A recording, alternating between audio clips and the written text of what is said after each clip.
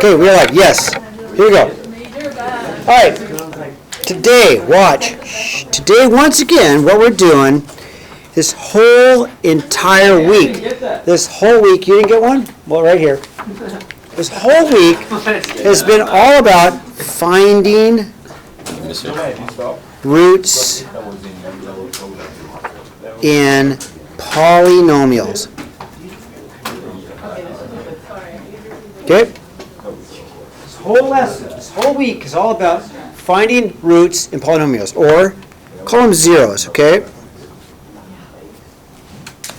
So a root or zero is one of two things. They're both very similar. One, it's any value that makes p of x equal to 0. So we've got to find some x value that makes it equal to 0. So the way we do is we set it equal to 0, okay? So we're looking for any value that makes p of x equal to 0. So what we do is we set it equal to 0.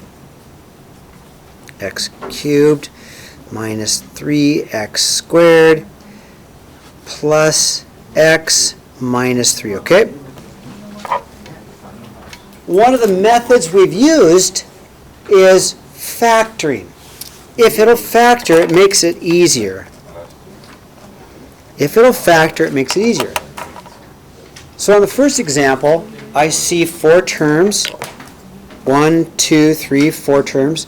And when I see 4 terms, I like to group them, right? So I see 4 terms. I like to factor it by grouping. First 2 have a common x squared, right? If I common factor an x squared, I have an x minus 3. Second group really doesn't have, second group doesn't really have anything in common, but I need to take something out. I have, how about a 1? How about a 1? So we take out a 1, I have an x minus 3. And that's very helpful because then I find I do have something in common, right? You guys agree with that? So, yeah, I just pulled out a 1 from the x because there's an invisible 1 there. Good question, yeah. So then they have a common x minus 3. I'd have left an x squared plus 1. I have many equations I can solve. Okay, not too bad so far. You guys agree? You can do this one. So one answer is x equals 3. That's for my mini equation. I just skipped the step, but you guys know how I got from there to there. I am hoping you know how I got from here to here, right? Agree with that? And the second one is x squared plus 1 equals 0. Let's solve. Minus 1, minus 1. Square root. I have learned that the square root of negative 1 is I. There has to be 2 answers. Okay? I need 2 answers, right? So I'm going to have x equals plus or minus I. There's my 3 answers. Okay, now that's nothing new. We've done this problem before. So we've done this problem before. So let's look at example 2. Is that the answer? How to write the letters? Wait, because it comes in pairs. Oh, so that's 2 answers. Little curl. A little girl. What is it to? Yeah. Mr. Davies? Yes. So there's 2 answers? There's 3. What's the third? Plus or minus. 3. Oh, plus or minus. Okay, so. Thank you. Wait, that makes sense. Hallelujah. It's good. Matt, so that was the best thing I've heard all day. Okay, now, number 2. It won't factor. So if it won't factor, then I say look at the graph. Okay, so I'm going to get Desmos out. And I'm going to go ahead and put this on Desmos. Okay. And I'm going to type in y equals x cubed, subtract 3x squared plus x plus 5, okay? All right, here's my graph. What I know Yes, it is. What I know is this. I know one answer. One answer is a negative one. These two are imaginary, right? I don't know, these are imaginary because they don't go in time. But I have one answer of -1, okay? Do we write that? Yeah, so I know for sure that one answer is, yeah, I know, x equals, so I've got x equals -1. Now, we're going to go take a step back. Shh, shh, shh, shh. If this is a root, or if this is a 0, that means the remainder would be 0. So what I want to do is we're going to go back 2 weeks back, and we're going to use synthetic division. Wait, is that the, I love Oh, that. yes. Yes. So I'm going to go -1 into 1, -3, 1, and 5, okay? Hey, is it a positive one? It was x plus 1, right, equals 0? Yes. Wait. Oh, so you graphed that and you got a -1? Yes, let me show you again. Okay, let me show you. So I can't factor it. I need something. So like, oh, well, I need something, so I'm going to graph it. And you got a -1. I got -1, so I know -1 is an answer. The other two are imaginary. I can see by the graph. So what I want to do is, since -1 is a root, then I know when I divide it, I'll get a remainder of 0. I know that. Yeah, Brian? I thought the -1, I thought that one on the outside always has to be a positive. Right? Correct, but it came from this mini equation. Check it out. Came from that, and then it is the opposite, isn't it? I'll say it again. X equals -1 came from x plus 1, so it is the opposite. Really good question, Brian. So, Yeah. synthetic division. Bring down the 1. 1 times -1 is -1. Add, I get -4. Multiply, I get 4. Multiply, I get 5. Multiply, I get -5, and I do get a remainder of 0. I had to. I knew this. I absolutely knew this had to be 0 because I knew that this was a factor, okay? Thumbs up? What we have is this. A 1x squared, Wait, but since it is not factor. right, This isn't factoring. right? No, but since, sorry. And I have an x plus 1, okay? Where'd you get the x plus 1? From this answer here. I don't need that. I probably shouldn't have written that down. It's probably going to confuse you a little bit. What I need are just the zeros, so let me just erase this. You don't need this, okay? We don't need this. We don't need that. Okay. Okay, now, I need 2 more answers. I need 2 more answers. What do you think of factor? What do you think this factor? What do you think 5 and 1? What do you think 5 and 1? It's got to be a positive 5. And a -1. So it's either got to be a -5 times a -5, which won't make that. -5 plus 1. But I need to make a positive 5. So it won't factor. This will not factor. It won't factor. Wait, What is this? What's the point like this? Like, what are we solving? Like, I'm sorry to go back to Mr. Davis. Oh, kill me. Okay, listen.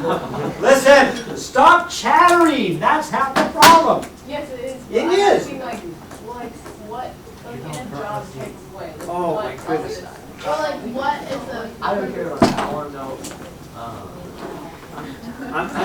We waste so much time. Make it real quick.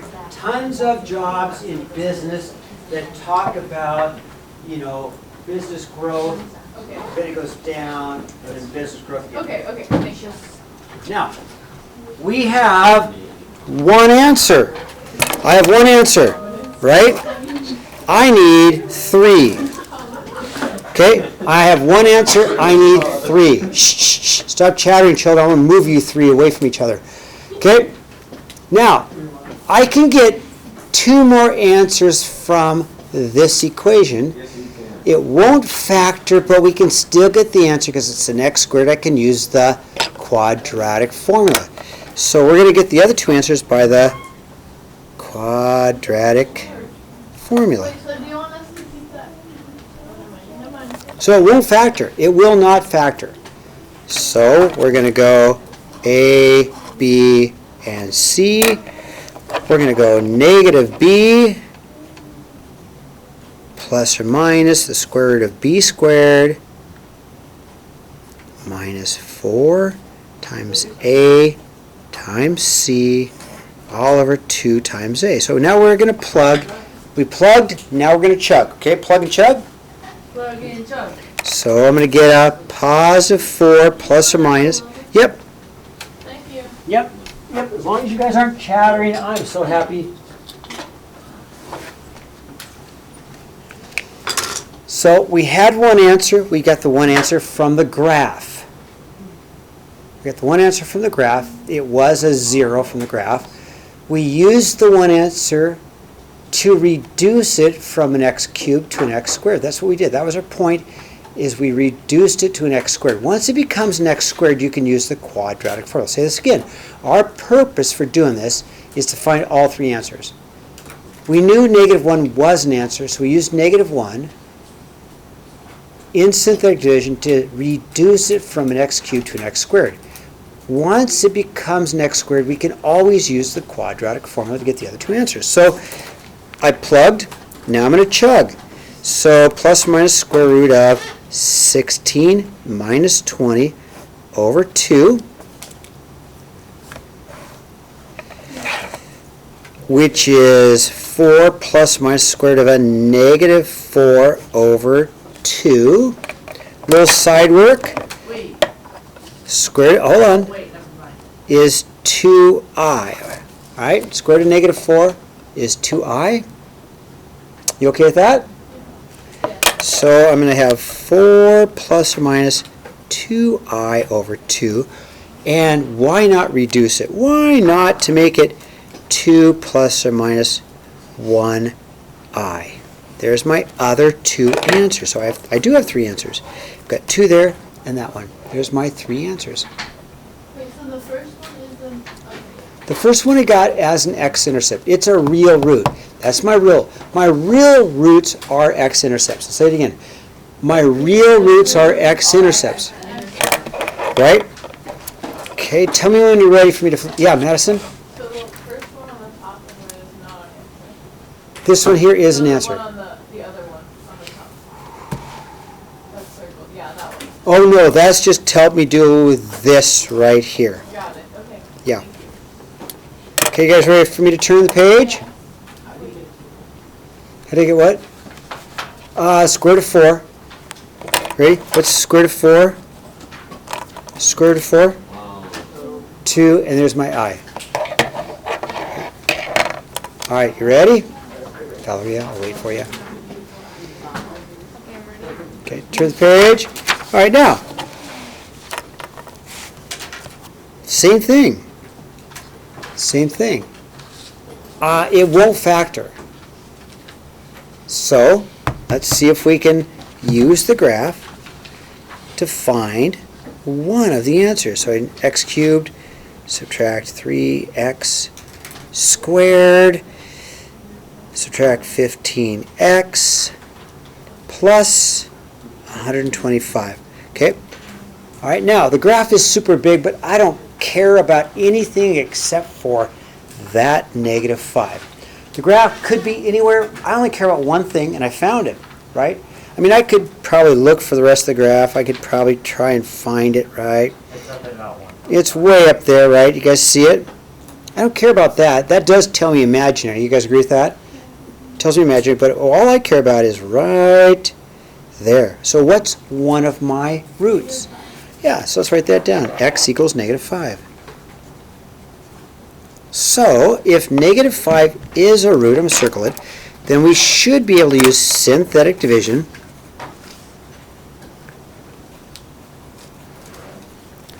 to find more. I know it goes in evenly, so negative 5 into 1. Negative 3, negative 15, and 125. There's my add line. My remainder must be 0. It's got to be 0. I know it's 0 because negative 5 is a 0. So I know the remainder is 0. As I divide, I will get 0 here. If I don't, then I made a mistake, which happens. So let's find the other two roots. So if I bring down my first term, right, bring it down, make that 1, and I multiply it. 1 times negative 5 is negative 5. I add and I get negative 8. Negative 5 times negative 8 is a positive 40. And then I add and I get a 25. And 25 times negative 5 is a negative 125. Awesome, I knew that, right? So what I'm left with is a 1x squared minus 8x plus 25 equals 0. Won't factor. It won't factor. I mean, you guys can see that. Multiples of 25 are not going to make an 8, right? If it won't factor, we're going to plug and chug, right? We're going to plug and chug. So negative b, which is a negative 8, plus or minus square root of b squared negative 8 squared minus 4 times a times c all over 2a. All right? Yeah, thanks, Sophia. So I've plugged. Now I need to chug, right? So positive 8 plus minus square root of 64 minus 100 all over 2. How am I doing? I'm going to chug some more. 8 plus or minus square root of a negative 36 all over 2. All right? So I know that this is going to be a 6i. You guys agree with 6i? 6i? So I'm going to have a 8 plus or minus 6i over 2. And I'm just going to reduce it by 2. I'm going to have a 4 plus or minus 3i. And those are my other two roots. This makes sense. Hallelujah. Now, example 4 is the stuff that you want to pull your hair out. So let's do it again, okay? Is this gonna be on the test? Yes. No. Now Yes. there's a bonus question. No, we can do this. We really can. Trust me. Nope, let's get this one done. Okay? So, here's what I know. The only way I can get x equals a negative 1/2, I'm going to make my mini equation. So my goal is to make mini equations. Okay, that's my goal. So if x is equal to negative 1/2, it came from a 2x equals negative 1, right? If I multiply both sides by 2. If I bring over the 1, one of my mini equations is 2x plus 1 equals 0. That's a mini equation, okay?